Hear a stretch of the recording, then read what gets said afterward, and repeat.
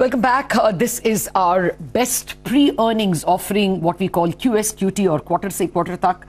We have already done the IT sector, but this is an overall picture which we are trying to get at the earnings season. And joining us is Gautam Duggad, Head of Research of Institutional Equities at Motilal Oswal Financial Services. Good morning, Gautam. We are really looking forward to this chat with you. Give us first the overall picture. I mean, this earnings season at the start, have you had to upgrade some of the earnings expectations or downgrade some of them? Hi, Radha. Good morning. Actually, you can say it's fairly stable because we just finished the 4Q review just a week back because the previous quarter's earnings stretched till, I think, 30th June. So actually, the preview and review almost got collapsed this time. The only difference is after yesterday's Tata Motors commentary, there has been a big cut in the estimates for FY22, and that is having some bit of an impact on the Nifty EPS. So we have revised our EPS estimate down by about 1.5% for FY22. So we have moved from 745 to about 735, which I would say is not a very material cut, and it's largely led by one or two companies.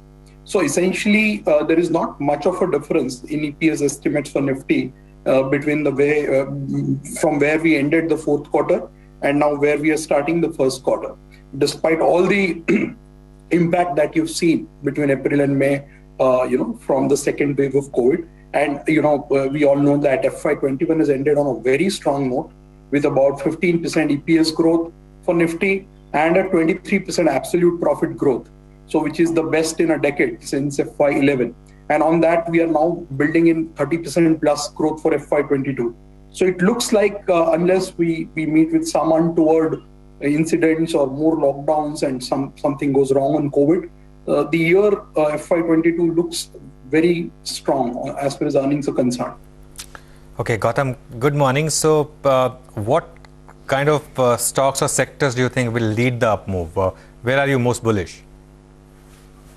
Anuj, so what is happening is almost all the sectors are expected to do well, given the base that we are, encountering in this quarter. Specifically, we are expecting 100% plus growth for our broader coverage universe, almost 115% earnings growth.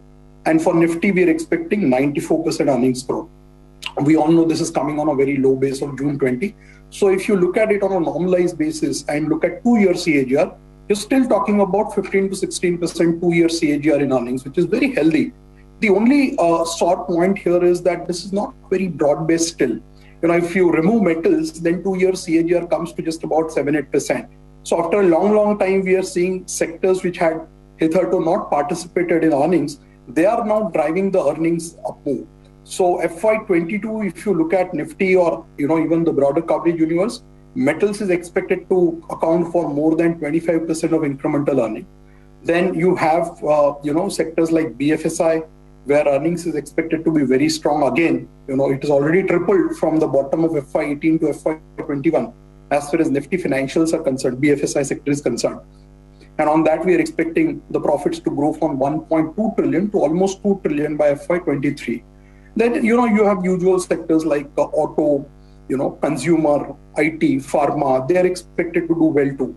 So the issue here is you will have to look at it quarter by quarter for FY22 because the base impact will start playing out after this quarter, and then things will become much more normalized as we move forward in FY22. So the first quarter will be the best in terms of percentage statistics, and then from then onwards, 2Q, 3Q, 4Q, FY22, you will see some moderation creeping in because then the base gets more normalized from FY21. And as far as this particular quarter is concerned, you have metals, oil and gas leading from the front, accounting for almost 40% of incremental earnings.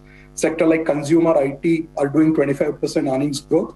And then pharma, have 14-15% growth as well. Cement will do well too.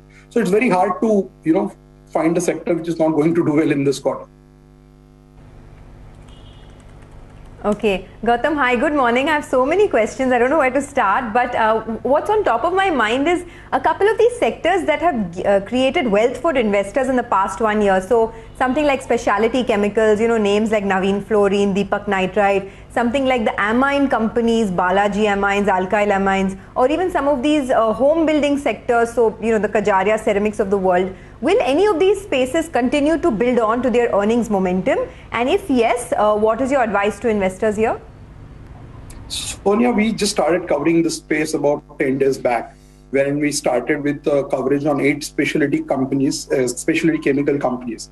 And as you rightly pointed out, all of them have done so well over the last 2-3 years. Some of those stocks have trebled or quadrupled in a matter of 2 years or 3 years. The interesting thing here is there are multiple macro drivers which are quite well known. The China angle, the overall increase in personal care consumption, which indirectly benefits the chemicals and specialty chemicals more so. The point here is the ROE band has shifted upwards, Sonia, and growth is still looking very strong from FY21 to 23 perspective. But yes, valuations remain a very, very challenging part of this equation. So therefore, we've started coverage with about 4 buy ratings. And other companies where we have a positive view on the business, but valuation is not looking lucrative, there we've started with the neutral stance. Be that as it may, in the last 10 days, again, the stocks have moved up another 10-15%. What we like in that space is Deepak Nitrite, which is what we positioned as our top idea out of the 8 companies that we cover. And relatively there, amongst those 8 companies, the valuations are relatively less expensive. Aside of that, we like specialty chemicals. Within specialty chemicals, we like Vinati Organics and Galaxy Surfactants. Rest of the companies, we have a sort of a neutral rating. And in the mid-cap space, we like Nosil. So, but I get your point that many of these companies have done very well. Just that the growth story still looks fairly strong. And we think that as long as ROEs remain high and this growth gets delivered, it's very difficult to see a big correction in this stocks unless we see something untoward happen on the global front or something goes wrong as far as the China angle is concerned for this sector. Gautam, I know you would have put your entire effort and knowledge into your preview already. But what is your hunch in terms of where you may expect positive surprises? It's very difficult, Lata, to expect positive surprises on such elevated expectations. As I said, we are building in 95% earnings growth and 17% 2-year CAGR. I will be positively surprised if this itself gets delivered. Okay. It's very, sometimes market makes you get carried away with the earnings. But you also have to... Then let me flip the question. Where are you worried that you may have overestimated? That's a better question, actually. So I think, like we've done in the past couple of conversations, auto continues to, look vulnerable as far as earnings estimates are concerned. And this is what I've been, talking to you also at the end of the 3rd quarter, 4th quarter, and even when we spoke, when quarter ended last time. I think this is where there is some concern I have because it's a discretionary product. We'll have to see how demand revives. June has been an excellent month for auto companies. So whether this pent-up sustains and how long. And at the same time, you have the commodity price, impacting the margins. We are building in about 400 bps of sequential dip in EBITDA margins, right? So it's a twin impact actually. And then you have unknowns like yesterday out of nowhere, you got the news about this chip shortage extending into 2QFY22 and beyond. And suddenly, in a flash, we had to cut our estimates for Tata Motors by more than 30%. So this is one sector where I think there is a great amount of vulnerability that still exists. I'm not too concerned on IT, consumer, private banks, where earnings look doable. And metals, obviously, given the way commodity prices are currently, at least the first half of FY22 seems secure. In sectors like metals and oil and gas, you can't take a view beyond 2 quarters on earnings. So that's how we are positioned within the sectoral framework on earnings. Okay, just briefly mention consumer, names like Godrej Consumer got a big move on that stock, Tata Consumer as well, been a big move. But now have they priced in a good earnings quarter, or you think there can be more upgrades from here on as well? So, Anuj, on Godrej Consumer, we've had a change of heart after almost 12 years. We upgraded the rating to buy 2 months back on the news of management change. And we've seen in the last 12-15 years that in consumer sector particularly, whenever in a mainstream consumer stock, a big management change happens, more often than not, it has resulted in multiple years of wealth creation. You can go back to Hindustan Lever from 2008, Britannia from 2012, Nestle from 2015, Jubilant Foodworks from 2017, and you can keep on counting. So we are quite enthused by that big management change, and we are now positioning Godrej as one of our preferred ideas in the consumer space. Aside of this, the usual names that we've been liking out of the 25 stocks that we cover are Hindustan Lever, Titan, Pidilite, Britannia, and Tata Consumer. I think there can be some impact on a quarter-to-quarter basis because of the input cost inflation, but I think that will be an opportunity to buy into if the prices were to correct. Because this is one sector which, Anuj, typically truly offers you a long-term compounding opportunity.